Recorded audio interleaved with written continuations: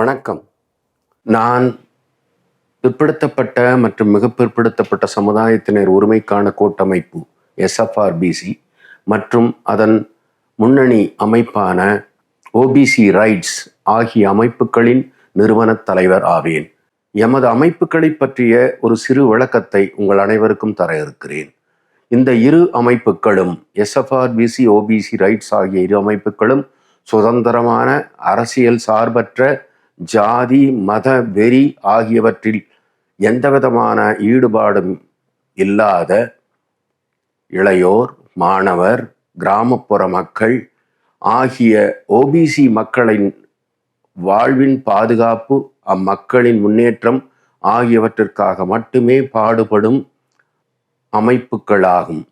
பாசத்திற்குரிய நண்பர்களே, உறவுகளே, OBC என்றால் என்ன, BC என்றால் என்ன, MBC என்றால் என்ன என்ற குழப்பம் அல்லது என்ற தேடுதல் பல்வேறு மக்களிடையே, பல்வேறு பிரிவினரிடையே தென்படுகிறது. ஆகவே OBC என்பது என்ன, BC என்பது என்ன, MBC என்பது என்ன என்பதை உங்களுக்கு விளக்க கடமைப்பட்டிருக்கிறேன். மாநில BC, அதாவது பிற்படுத்தப்பட்டோர் பட்டியலை தமிழ்நாட்டில் மட்டும் BC, MBC என்று பிரித்திருக்கிறார்கள். அதாவது backward class, most backward class. Backward class என்ற பட்டியலில் முக்குளத்தோரில் குறிப்பாக அகமுடையார் மற்றும் பெரும்பாலான கள்ளர் பிரிவுகள் வருகின்றன. கொங்கு வேளாளர்கள், அதன் பின் யாதவர்கள் போன்றோர் பிற்படுத்தப்பட்டோர் பட்டியலில் வருகிறார்கள்.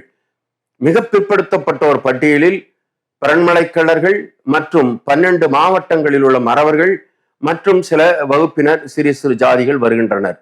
இங்கே இடஒதுக்கீட்டில் MG ராமச்சந்திரன் அவர்கள் முதல் அமைச்சராக இருந்த போது இருந்த 50% இடஒதுக்கீட்டை பிரித்து 26.5 பிற்படுத்தப்பட்டவர்களுக்கும் அதில் 3.5 இஸ்லாமிய சகோதரர்களுக்கும் 20% மிக பிற்படுத்தப்பட்டோருக்கும் கொடுக்கப்பட்டுள்ளது.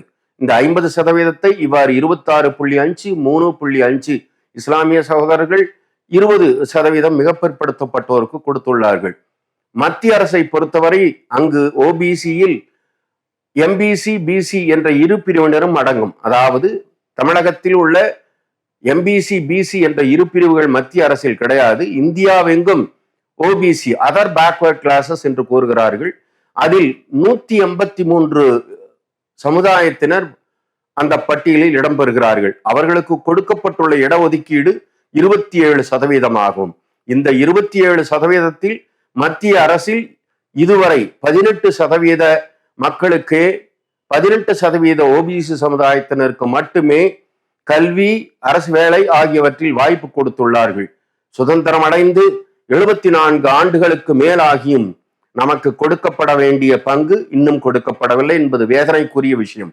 அத்துடன் OBCயில் மட்டும் 8 லட்சம் ரூபாய் வருமானம் அல்லது குறிப்பிட்ட அளவுக்கு மேல் விவசாய பூமி அல்லது கிளாஸ் 1 கவர்மெண்ட் சர்வன்ஸ் ஆக அவர்களது பெற்றோர்கள் இருந்தால் அவர்கள் கிரீமி லேயர் என்ற ஒரு தொகுப்பின் கீழ் கொண்டு வரப்பட்டு அவர்களுக்கு OBC சலுகை கிடையாது.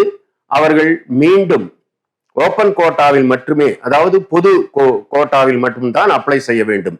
அதிலும் இன்னும் ஒரு கொடுமை என்னவென்றால், இந்த நான் கிரீமி லேயர், அதாவது OBC இடஒதுக்கீட்டிற்காக நீங்கள் வாங்கும் சான்றிதழ் 1 வருடத்திற்கு மட்டுமே செல்லுபடியாகும். ஆக 27% இடஒதுக்கீடு கொடுத்து அதில் 9% இன்னும் கொடுக்கவில்லை. கொடுத்த 18% இடத்திலும் இத்தனை நிபந்தனைகள், அதாவது கிரீமி லேயர் என்ற நிபந்தனை, அதற்கு ஒரு சான்றிதழ், அந்த சான்றிதழுக்கு 1 வருட காலம் மட்டும் அதனுடைய செல்லுபடியாகக்கூடிய காலம். ஆக இத்தனையும் வருகிறது.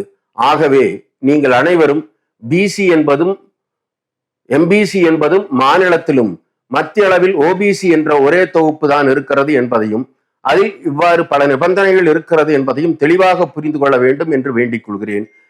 இது சம்பந்தமான விவரங்களுக்கு obcrights.org இணையதளத்தை பாருங்கள். இந்த மக்களின் முன்னேற்றம், இந்த மக்களின் பாதுகாப்பு ஆகியவை ஆட்சியாளர்களாலும் அரசியல் கட்சிகளாலும் நிராகரிக்கப்பட்டதன் காரணமாக கடந்த 3 வருடங்களாக நாங்கள் சட்ட போராட்டத்திலும் களப்போராட்டத்திலும் தொடர்ந்து லட்சிய வெறியுடன் போராடி வருகிறோம்.